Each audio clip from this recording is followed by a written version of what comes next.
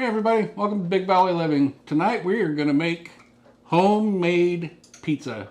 I call it cookie sheet pizza, and she calls it sheet pan pizza, but everything's from scratch. And it's going to be good, it's going to be hot, it's a perfect meal for your family. So let's get started on the dough. So this particular, I'll read off the ingredients real quick, and then we'll get to putting everything together. First thing we do is we take this bowl and fill it up to about here with nice warm water to make it so that this is warm. It doesn't have to be hot or anything, just want to warm it up. If you're dealing with anything cool or anything, it's going to not make the yeast do what it needs to do.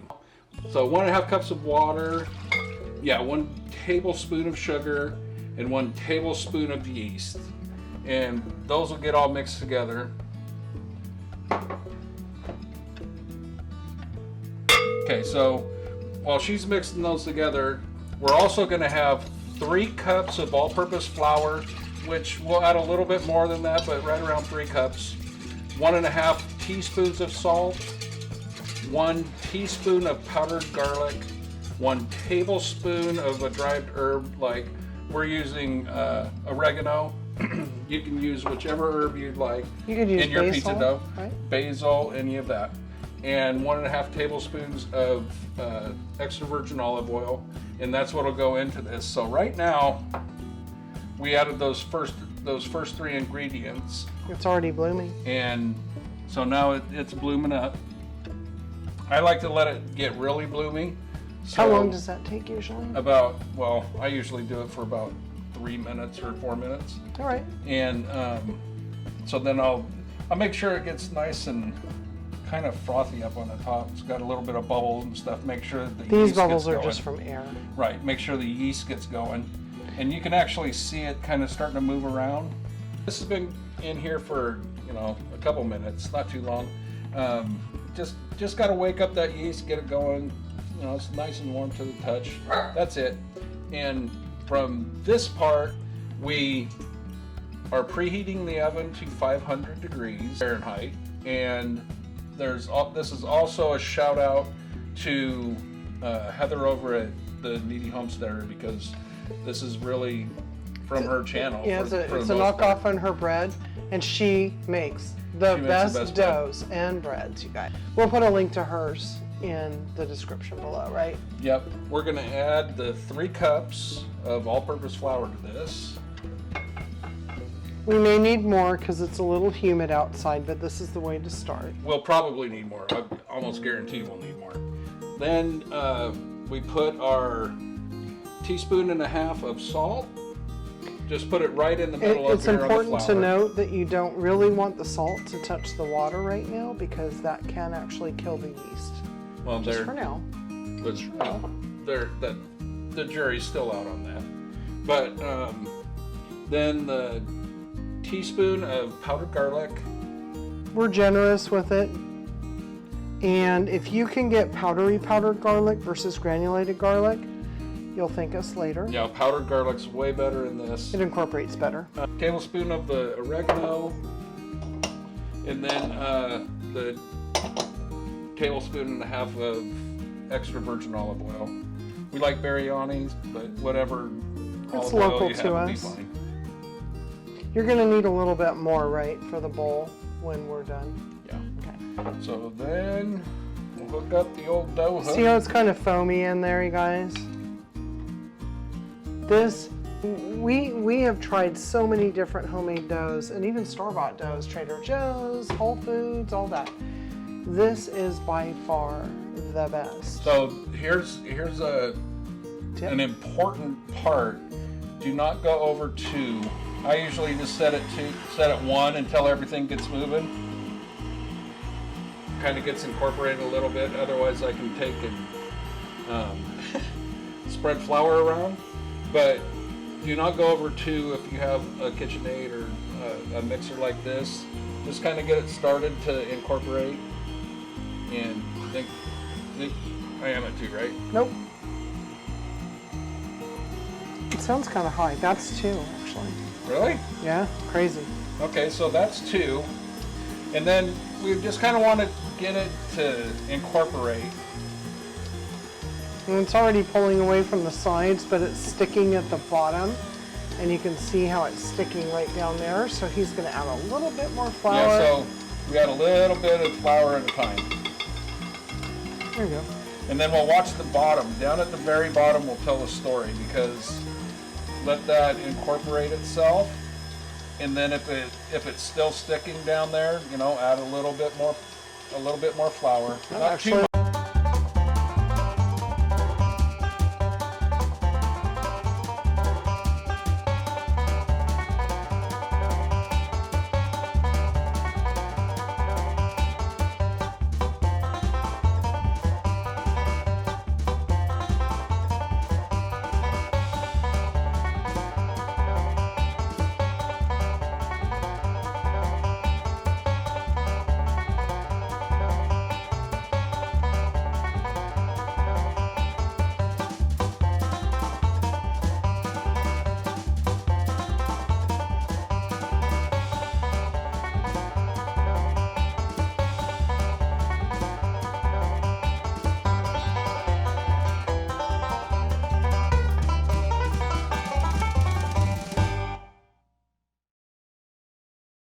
So 5 minutes for or 5 minutes, and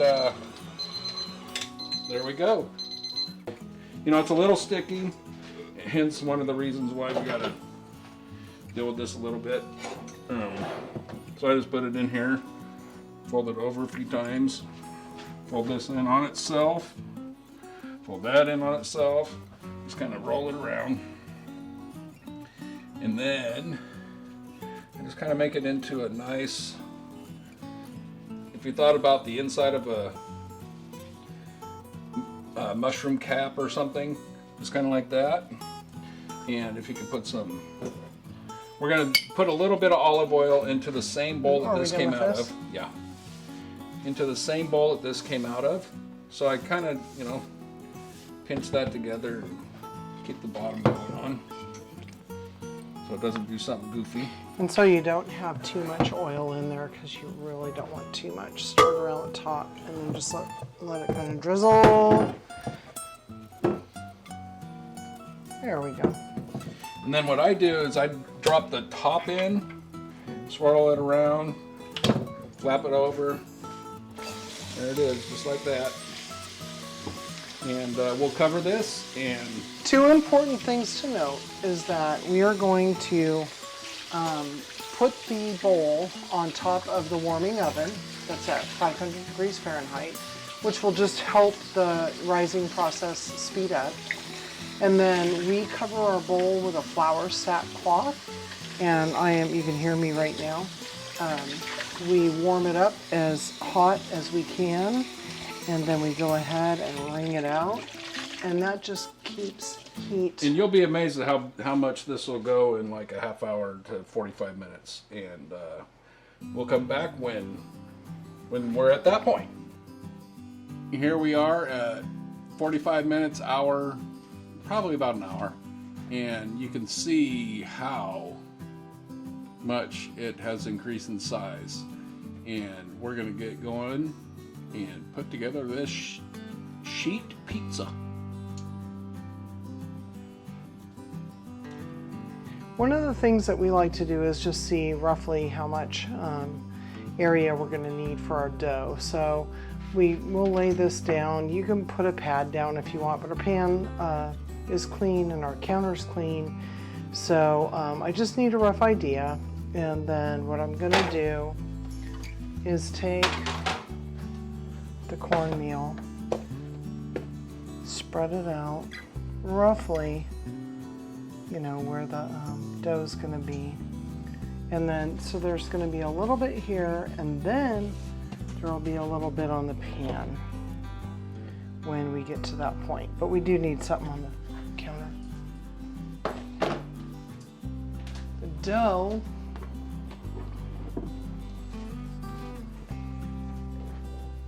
is absolutely amazing. Look at that. So that is how much it rose from when we put it in. I'm gonna punch it just a hair. Okay, and there we have it.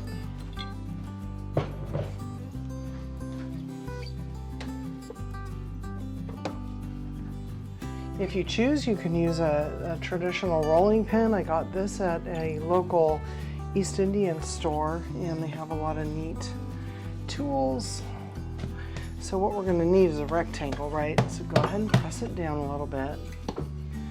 And we're going to try and get it as close to the size of that pan as we can. A little bit over, because it has sides on it. You want it to be as even as possible. So I kind of do it in little pieces and parts.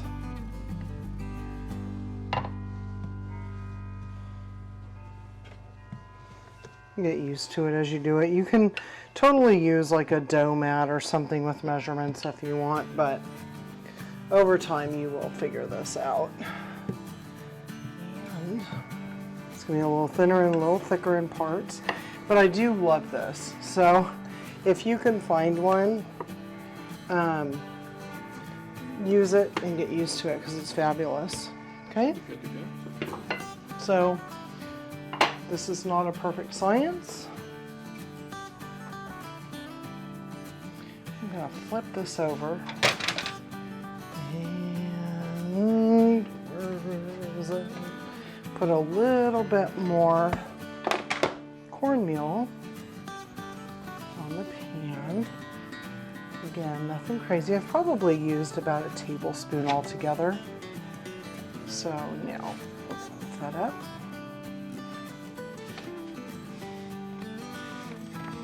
Put there on there. Okay.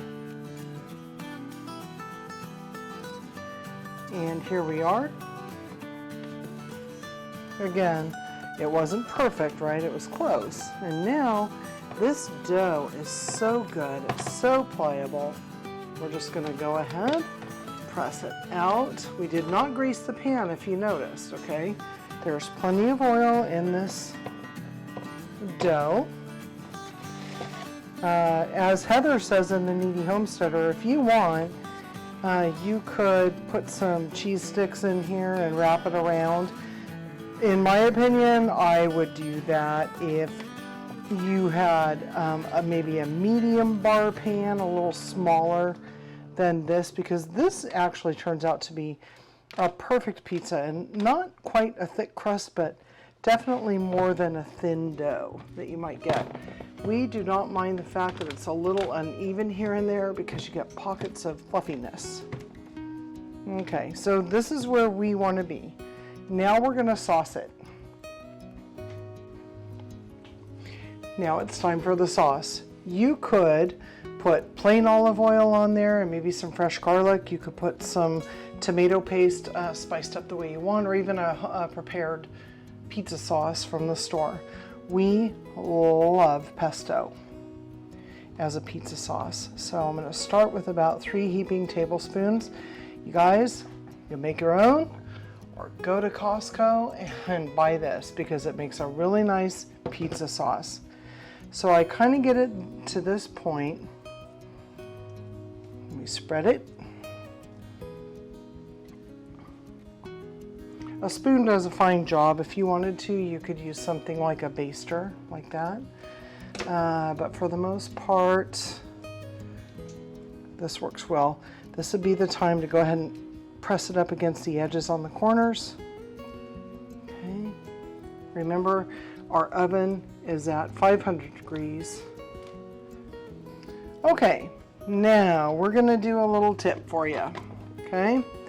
If you were to leave your pesto the way it is right now, you will get an extremely soggy, nasty mess of a sauce and crust. Get yourself some paper towels. Damp off the majority of the oil. Don't be afraid that you're doing too much, because really, at the end of the day, you just want it to look green, but not oily. You're gonna have water coming from cheese, you're gonna have water coming from vegetables, or oil coming from cheese. And then there's oil from whatever meats that you might put on.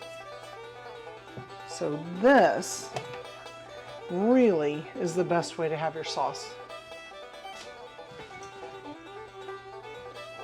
Next tip, about 3/4 to 1 cup of freshly grated Parmesan cheese. This actually makes a really nice crust. Gives it a really nice base with the sauce and the cheese. It really does make it nice. We recommend freshly grated cheese on all accounts if you can. You can use it from a bag for convenience or a jar or whatever, that's okay. But know that if you have the time, it makes a better product. This cheese will melt better because it doesn't have any additives that keep it from clumping. A 1 3/4 cups of sharp cheddar cheese. And again, if you can make it fresh, yay. These are sort of our flavor profiles that we like. Now for the toppings. Kind of spread it out so it's even. Okay, so what we typically do here is we'll go from the flattest to the least flat. So this is just a pepperoni that you can buy at any store in America. You can put any toppings you want. This is the beauty of having a pizza that you make at home.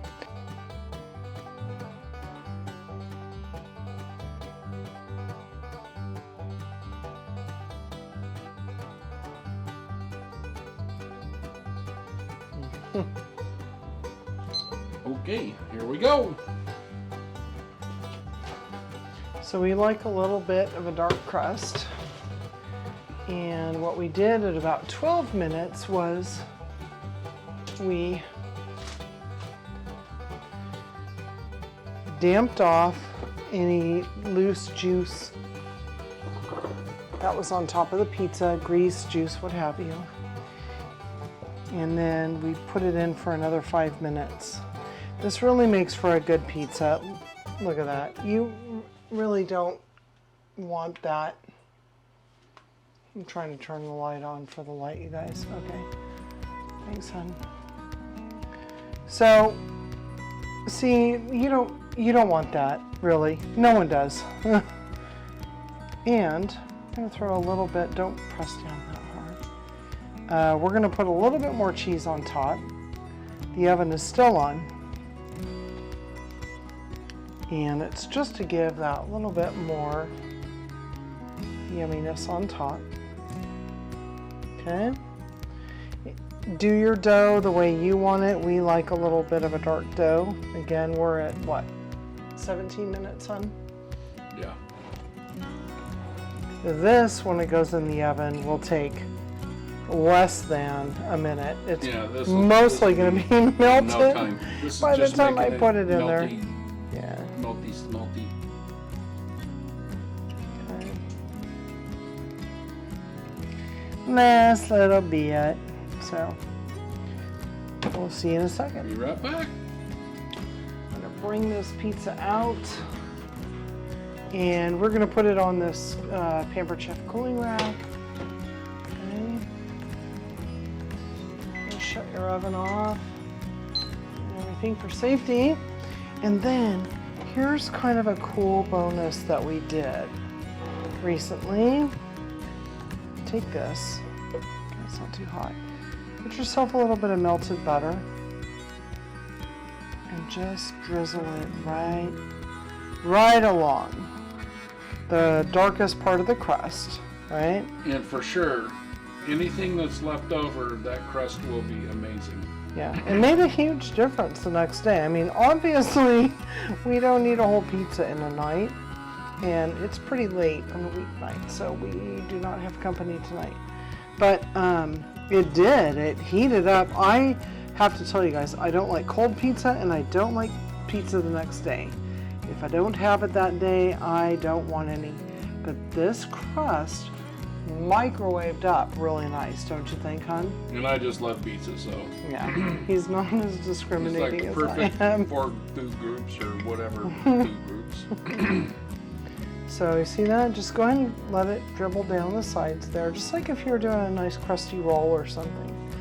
But if you do this, you will find that it makes a really big difference the next day if you have left. It's good tonight, but it will be really good on leftovers. This is absolutely the best pizza recipe. Thank you, Heather, at the Kneady Homesteader, for your excellent recipes for bread. And so I don't know how that looks, but that's the bottom of the crust. It's amazing. Super fluffy. Really good. And you could break this in half if your family's into like a thin crust. You could break this in half and roll it out. You can have it on a regular pizza stone, whatever. But remember that pizza is a personal thing. You can put whatever sauce you want on it. You can do all that. But these are just basic guidelines. I will encourage you to use this wonderful pizza dough recipe because it is. We have tried over 12 years, you guys, in different reputable books and everything else. And this is the best pizza dough crust ever. And we did do a video of doing pizza with a pizza dough from Whole Foods, really. Mm-hmm. And it was $2.99. Well, I'm thinking this probably costs, I don't know, maybe a buck. A buck? Maybe a buck. So yeah. There's always that too. And we got to put whatever we wanted into it. So yeah, that's my whole big thing. So thank you so much for visiting Big Valley Living. Thanks, everybody. See you later, everybody. Make sure that you like, share, and subscribe. We appreciate it. And we are now on Pinterest and TikTok and wherever else she has out there. We're having more and more fun. It's crazy. All right. Thank you very much. Bon See appetit. you later, everybody. Bam. This is good right there. Be kind.